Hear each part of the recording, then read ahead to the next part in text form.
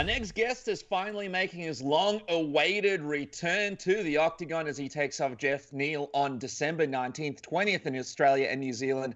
The NMF, one of the most exciting guys to watch in that Octagon. Prepare to go Super Saiyan. Stephen Thompson joins us late at night before an airport run.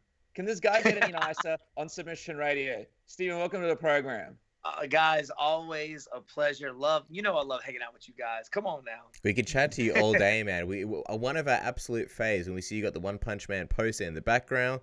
So that's sick. Oh, One Punch Man. I like it. I got One Punch Man, and I got Kakashi Sensei, Street Fighter, Dragon Ball Z. Got old Sasuke in the background back there. Wow, look at that! Got the anime setup posters in the back. All our faves. All right, so we know you got this airport run coming up pretty soon. So there is a lot to talk about. So we won't waste any time. I want to ask you. The last time we spoke to you, you were happy to fight Leon Edwards. He was obviously ranked number 3, so that would have been a fight that made a lot of sense. Now he's fighting Khamzat Chimaev. From your perspective, what happened to the Leon Edwards fight? You gave possibly the nicest call out ever of Leon Edwards. Didn't happen. What happened there? Well, obviously he didn't want a piece of the NMF. He did not want any. I don't know. He was obviously wanting to move his way up, and he was talking about going on social media, talking about how everybody in the top 5 is keeping his name out their mouth. And now I'm sitting here saying, hey, here I am, I'll fight you. And then he turned it down. So next thing you know, he's getting bumped out of the rankings. And I guess because he's been turning everybody down. I don't know the whole situation, but now he's fighting Khamzat. So a guy who's not even ranked and is on a tear at the moment, and a lot of hype around him. But yeah, man, it just didn't. He didn't want any, I guess. So here I am, opponentless at the time, and then got a call asking to fight Geoff Neal. I'm like, let's make it happen, man. It's been a year since I fought. Got to get back out in the octagon and put on a good performance for the fans. Yeah, what was your reaction when Geoff Neal was sort of your opponent? Because I know you had high hopes as well. You were talking about Nick Diaz, then you were talking about Leon Edwards, and there's nothing wrong with Geoff. Obviously, he's a great fighter, but a part of you must have been a little bit disappointed that it wasn't a high-ranked guy that you were ending up with. Yeah, I mean, it's kind of understandable at the moment. The welterweight division is just kind of, it's kind of crazy at the moment, kind of crazy at this point. Everybody above me who's ranked above me has a fight. Well, Edwards didn't at the time, but he didn't want to fight. So the UFC was trying to find somebody in the top 5 to fight this Khamzat guy, and that just, that was a chance for the UFC to make that fight happen, and, there was nobody for me. So, yeah, I think they've come to me before about the Geoff Neal, but at that point, there wasn't a whole lot going on in the top 5. So I was kind of waiting to see if something would happen, if I could get somebody in the top 5. But when that didn't happen, I want to get back out there. I didn't want to fight, sit there and wait for a long period of time to wait for a fight. So I was like, let's make this thing happen. And Geoff Neal is a banger, man. Like, he's on a 5-fight winning streak. He's tough, been knocking dudes out. And it just kind of made sense. He's a stand-up fighter, which is awesome. I love the stand-up guys. Obviously, they got those puncher's chances to knock you out. I mean, look what happened when I fought Pettis. So it looks like it's going to be a very exciting fight against a tough opponent. And, even though he's ranked number 11 or 12, he still, I think, would be a really exciting fight. And the good thing about him is he's been fighting quite a bit. So he's a name that's out there and a name that people have sort of gotten to know over some time. Did the UFC offer you anyone else, or was it just him? No, it's just him. It was just him. So I'm not really sure where everybody's at. But hey, I'm ready to take it, man. I don't mind at all. Just out of curiosity, what do you think about what ended up happening with Leon in terms of, he had you, which is obviously a ranked opponent, whereas now he's facing Khamzat, who's an unranked opponent. Although I think he's just slotted in at number 15, I think just the other day. So is he at 15? I would need to double check that, but I believe so. How many fights does he have in the welterweight division? I think only 1. These rankings, Stephen, you know how these rankings work. I know. Edwards is in and out. You just never know what's happening then. You don't. That's what's so crazy about this division. Yeah, you're right, man. Rankings is just kind of not It's becoming a non-existent thing. It's about the exciting fights. And I kind of called it. I was like, man, why are they pushing this Khamzat guy so hard? And then I was like, watch Khabib retire. And they kind of did the same thing with Till, you know, when Bisping retired, they needed somebody from that market to keep those fans involved. And Till was it. I guess the same thing with Khamzat. They knew that Khabib was going to retire, and they need somebody from that market. And there you go. You got this Khamzat guy who's been doing work. But I guess my point is that, Geoff Neal, I believe, and I will double check this, he's ranked number 11 right now. And that's the guy that you're facing. Whereas Leon Edwards, who's ranked number 3, he's facing a ranked 15 guy. So you got to think that even though he's closer to the title, he didn't really get what he wanted in a sense. Yeah. Do you get what I'm saying? He didn't. Yeah. And I know the UFC was pushing really hard for somebody in the top 5 to fight Khamzat. And I think that was just the UFC's chance to pretty much make Edwards do it, because he was kind of turning everybody down. They pulled him from the rankings. So this is just kind of going through my head. I'm not really sure the whole ins and outs, but this is just kind of what I'm thinking. You know, if you want to be back in the top, you want your ranking back, you got to fight Khamzat.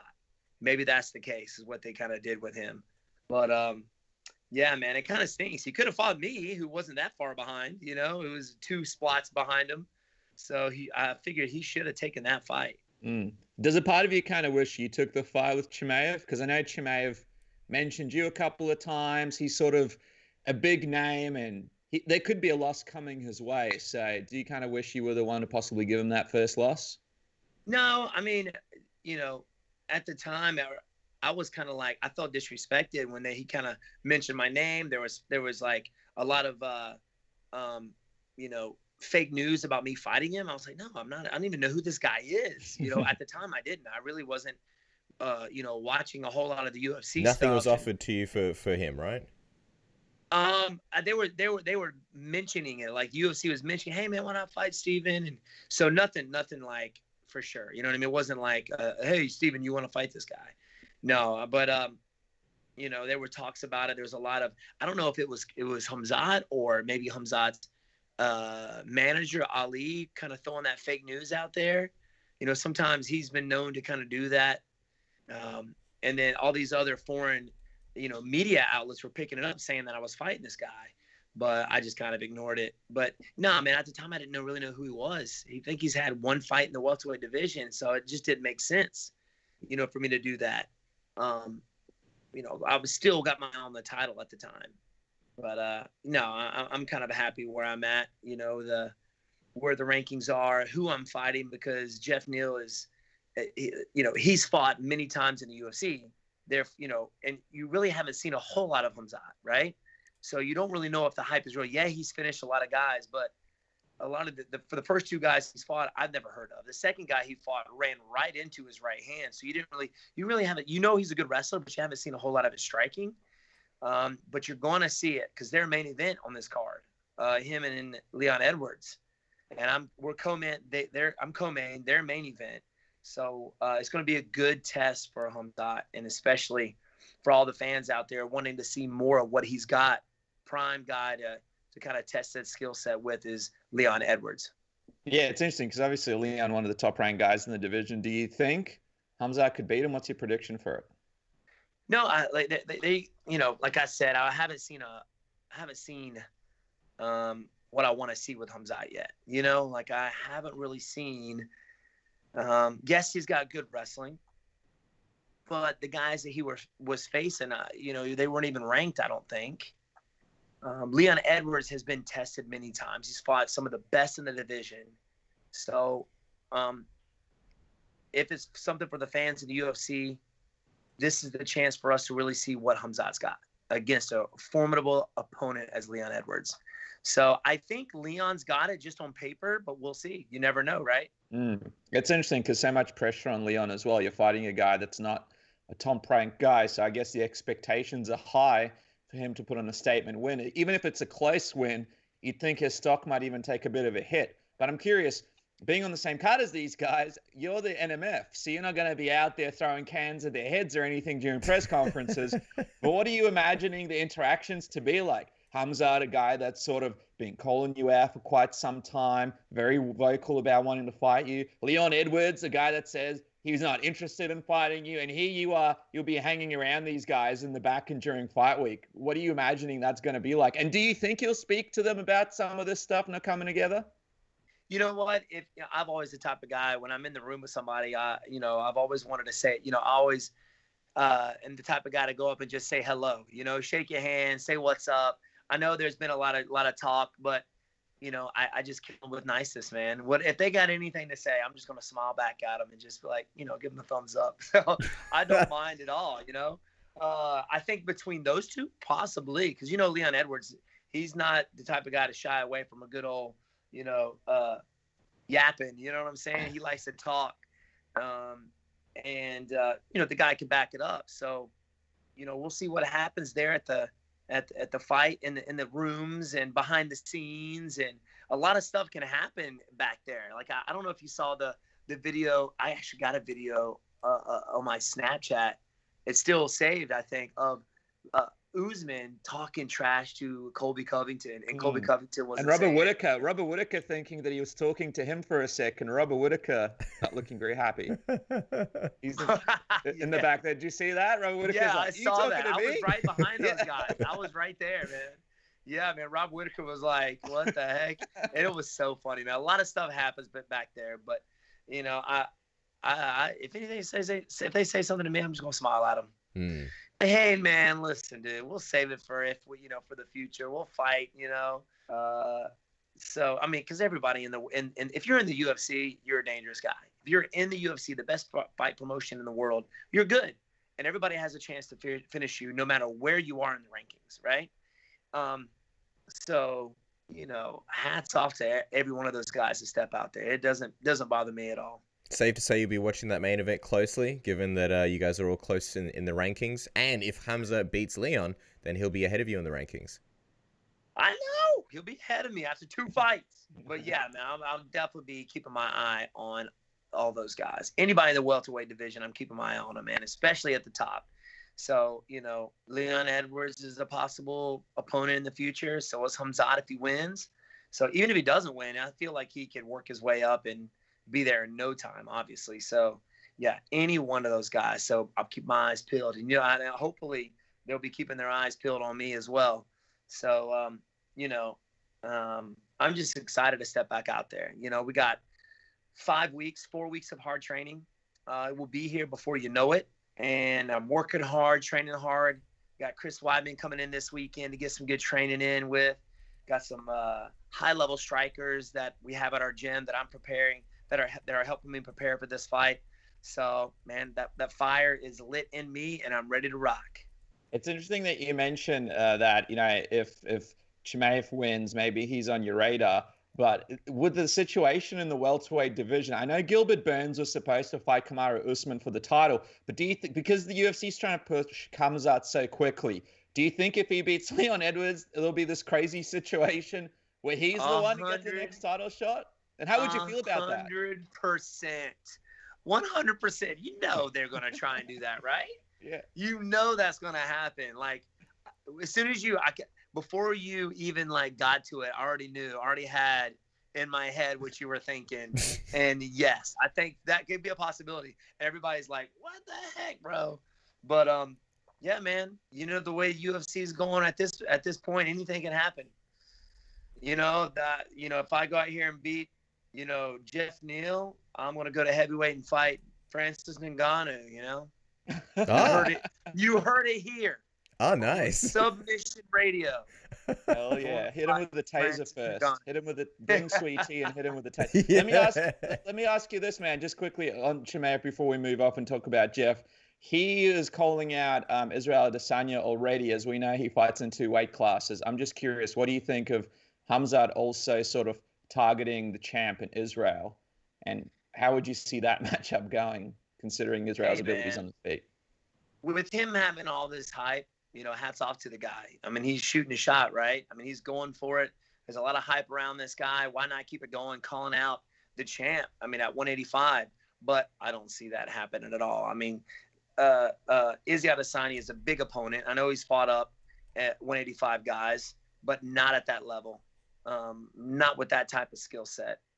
And I believe that, Izzy Adesanya has fought, I think better wrestlers and bigger and heavier wrestlers than Khamzat. So I think he would have a rough day if he goes up to try and fight Izzy for sure. And the funny thing is that Israel's going to light heavyweight now. I am curious your take on how he does against Jan Blachowicz. These are two very good strikers, although very different strikers. Yes, I agree. Yeah, I think Izzy definitely has the potential to beat him. I think he's faster. I think he's more accurate. I think he's more of an intelligent fighter than the champ at 205. So I think he could definitely have a possibility to go up and beat him for sure. I know his takedown defense is really, really good, but the thing I'm kind of wanting to see, and I think this is why everybody's okay with him going up, is because his last few fights, I think his last real test was Kevin Gastelum, right? And since he's made those adjustments after that fight, he's just been demolishing everybody. So we want to see where Izzy truly is. Can he go up and beat this guy at 205? And we want to see his limits. And I think this is a way to do it. And with the hype around Izzy and the confidence around him at this point, why not go for it? I'd love to see Izzy on your YouTube channel and you guys breaking down techniques together. That would be just an absolute dream. Imagine those videos, you and Sweetie and Israel Adesanya breaking down kicking techniques and doing some sparring and all sorts of crazy, kicking weird things off the wall. That's gonna happen. Did you see some of those videos we Dude, had? what do you mean? We love your channel, but you know what? You guys both have the same management company, so hey, that's right. You know what I was thinking? Because everybody's like, man, you should fight Izzy. You need to fight Izzy. Fight Izzy. Fight Izzy. Fight Izzy. Two strikers.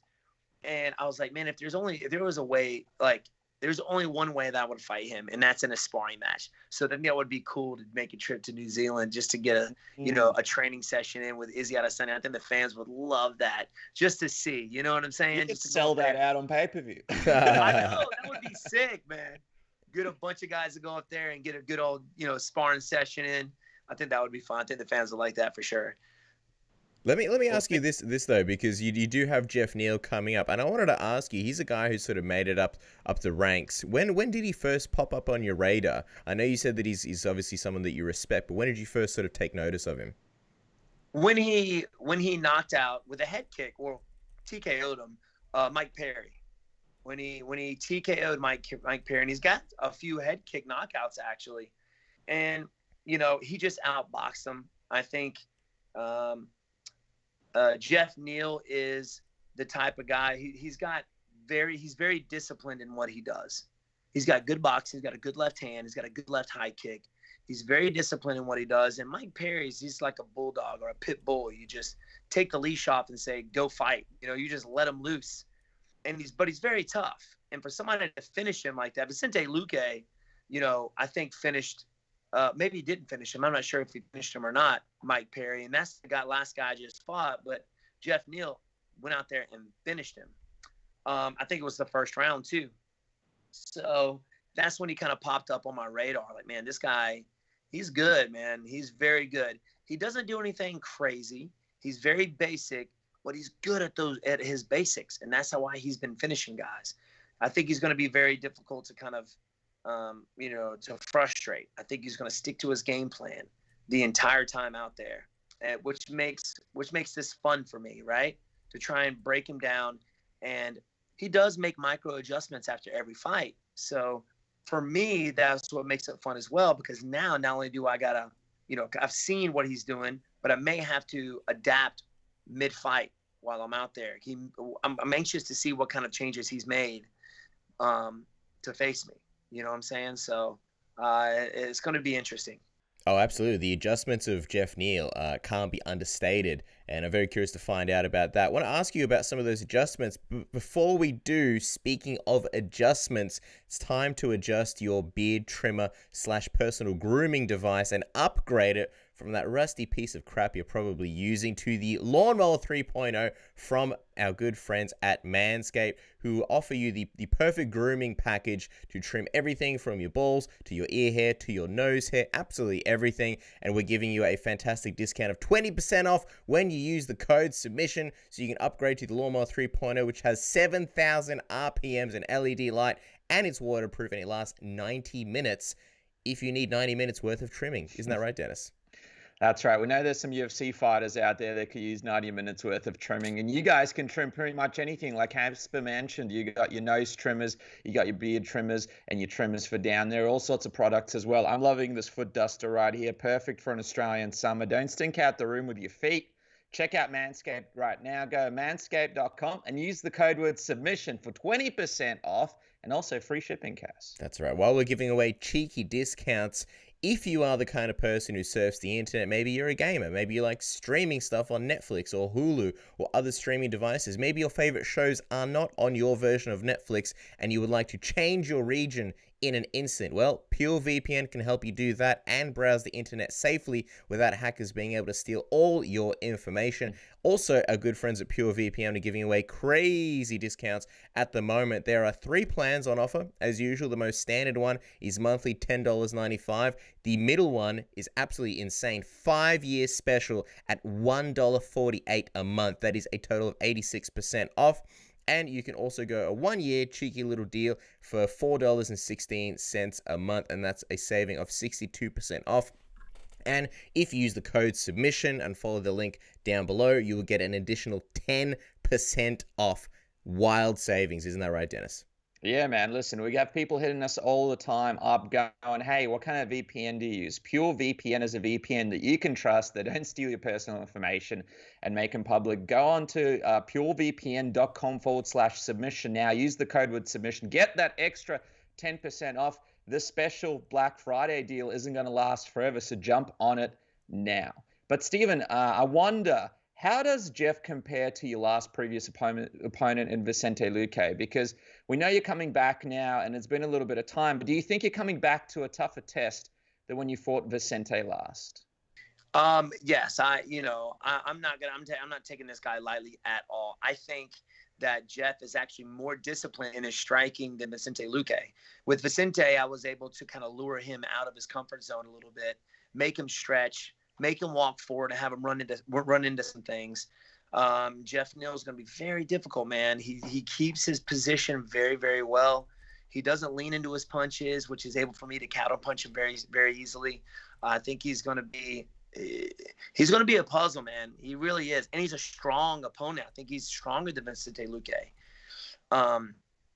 So I think Vicente Luque had more tools in his back pocket, more striking combinations, a different variety of things that he throws. Even Vicente Luque has been known to use his grappling a little bit in his wrestling, but Geoff Neal likes to keep the fight standing. He's got good takedown defense, but he's definitely more disciplined than Vicente Luque and more powerful. There's a lot of aspects of this fight that are a lot of fun. One of them, of course, is the fact that you get to do it before Christmas, so you still get to enjoy your Christmas ham and your New Year's. And what a good Christmas that would be, get a big win and then be able to pig out and enjoy that. But the other thing, like you mentioned, is, and I know you guys train everything at the gym because we watch the sparring videos on your YouTube, but how fun is it to prepare for this fight knowing that, hey, this is most likely going to be a stand-up battle? Chris Weidman's going to come in and take me down in training and beat me up, but I don't have to worry about a Damian Maia type game plan. I can go out there and do what I love best, which is go out there and dominate in the striking. And I'm curious, because I know you had a couple of injuries after Luque. How's the body feeling in this one? Are we going to see, Super Saiyan Thompson in that octagon this December? You're going to see a Super Saiyan 3, Stephen Thompson. Oh, wow. I've gone to another level. With the no eyebrows. Saiyan, okay? I'm getting there. So, this is the kind of fight I love. I had the same thing with Vicente Luque. Yeah, I had in the back of my head that, he's used his wrestling before Vicente Luque, so that was kind of back there. But with a guy like Geoff Neal, I know it's going to be a stand-up battle. I know he's got the power. He's got a puncher's chance to go out there and put me away. And you know what? It's like, I've been knocked out before, and it really doesn't bother me. So you know what? It doesn't. it's not that bad. So I can just go out there and fight, right? I can kind of go out there and do what I want to do, and I don't have to worry about it. I'm just going to go out there and have some fun, with the fight. And because that's why I do what I do. I love fighting. I love going out there, and especially after a fight, just the bumps and the bruises and it gets addicting. And only fighters, I think, can really understand what that feeling is like, because there's nothing like it, man. After a good fight, win or lose, you're in the back, it's over, the stress is out, and you got those aches and pains. It's like, those are my trophies. These are my real trophies right here. And yeah, man, it just puts a smile on my face. I can go out there and really put on a show for the fans and do what I do best, and that's stand up and fight. I feel like people have been missing seeing you in action for so long. I'm just curious, two things. One, what do you think is at stake sort of here against Geoff Neal? What are you sort of fighting for? And also, with a win here, do you think you'd be more active coming into 2021? That's the plan. Yes, the whole COVID thing, my hands being broken, slowed me down a lot. I think it slowed a lot of other people down, to a lot of other fighters as well. So we get this thing worked out. Everything's starting to open up where I am anyway. My hands are feeling great. My body's feeling great. I feel like I'm 25 years old.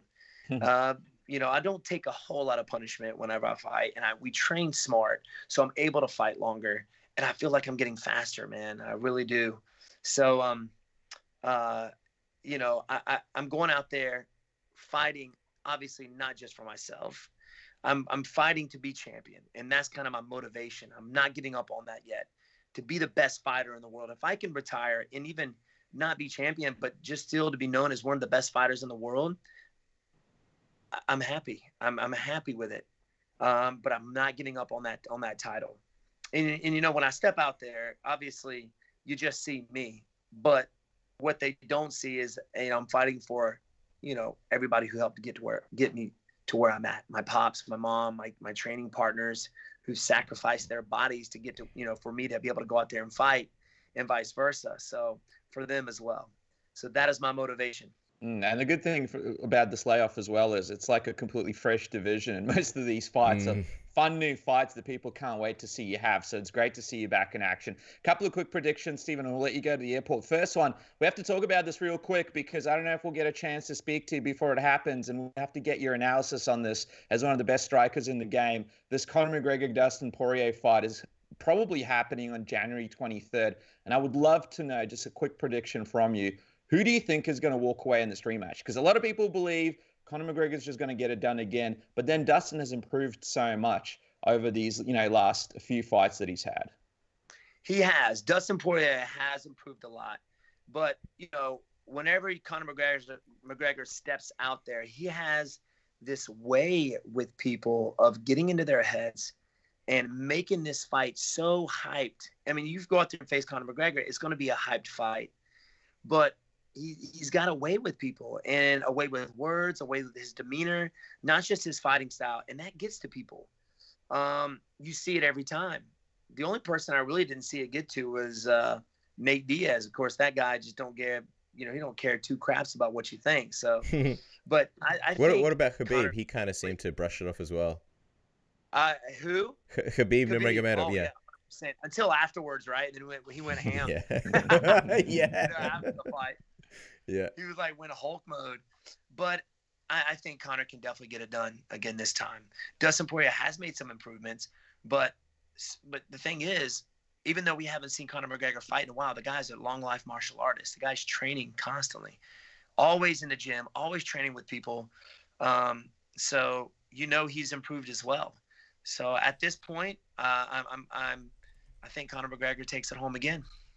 And then the last one, obviously, is Geoff Neal, the most important one. How do you see yourself getting it done against Geoff Neal on December 19th, which will be the 20th here in Australia?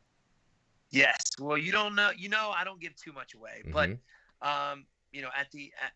every time I visualize any fight, with this fight coming up, I always visualize my hand being raised at the end of the fight. I'm ready for a 3-5-minute round war.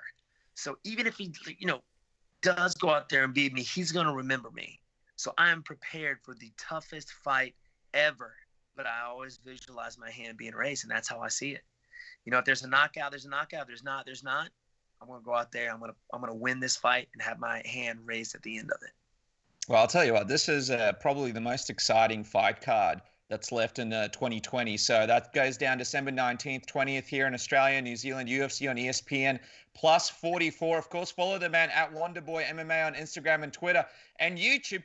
What about this, man? What about an Israel Adesanya, Conor McGregor video on the YouTube channel, all under the same management company? And I would love to see Stephen Wonderboy Thompson do his thing. Proceeds go to charity. That would be sick. That's the greatest idea ever, man. Are you kidding me? Let's make it happen. I'm down. Man. Me, all right, Connor. Let's get Izzy out there. Let's just get a good old-fashioned fun, like the who's who of people in one building, and we just do rounds of sparring. That would be so sick. That would be awesome. Can't miss TV. Stephen, thank you so much for your time, man. You got to go pick up your friend from the airport, so we'll let you go do that. Thank you as always for joining us. Love chatting with you. Anytime, guys. Hey, I appreciate you guys, and hopefully we can do it again soon. Absolutely. Thanks, Stephen. Bye. Have a great night. Thanks, Stephen. Take care, my friend. Bye-bye. See you guys. Bye-bye.